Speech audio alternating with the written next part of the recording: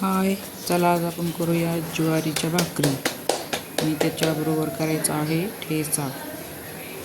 आता भाकर मी आता पीठ चाळून घेतलं, भाकर टाकली, थापून घेते चांगली. म्हणजे तव्याबरोबर अशी मोठी थापून घेते तिला.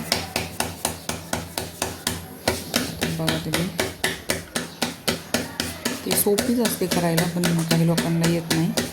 पण आपल्या इकडच्या भागात जी लोक असतात म्हणजे मराठवाड्यातली, त्यांना बरोबर येते ती करायला. तर आता बघा माझी भाकर झालेली मस्त गोल गरगरी.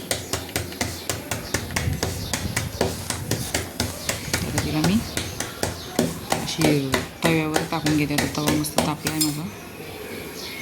आता कॅमेरा धराय कोणी नाही, अशीच टाकते आणि मग तुम्हाला दाखवते. तव्यावर टाकली आहे मी. आता मी दाखवते मोबाईलने बॅक कॅमेऱ्याने तुम्हाला. बघा, पाणी लावून घेते. सर्व बाजूने पाणी लावले आणि बरोबर तव्या एवढी भाकर आहे बघा. तिला पलटी करून घेते, भाजली घालून ती अशी मस्त भाजली. आता खालून पण भाजली आहे, अशी बघायची सगळ्या बाजूने भाजली का नाही. आता बघा मस्त फुगते. आता ती फुगली बघा, अशी टुमटुमीत फुगली एकदम.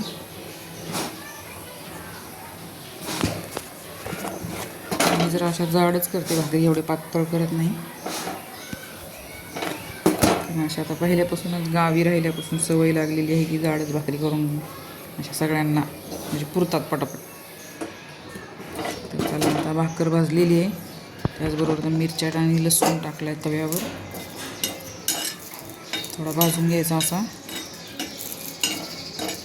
अगोदरच बिना तेलाचा, नाही तर ते मिरच्या आहेत ना अंगावर उडतात, असं फुटतात त्या तेलात. जरा भाजून झाल्यात. आता थोडंसं तेल टाकून घेते त्यात. तेल टाकले बघा, उडायला लागल्या मिरच्या फुटायला. तर मी जरा लांबूनच भाजणार आणि त्याच्यावर भाकर टाकणार. भाकर टाकली त्याच्यावर आणि झाली भाकर. आता मिरची आता काढून घ्यायची भाकर आणि मिरची आता खाली उतरवते. मिरच्या भाजल्यात चांगल्या. आता तवा खाली उतरवून त्याच्यावर थोडं मीठ टाकून घेते आणि आता त्याला थोडं असं गिलासाने थोडं असं रगडून घेते.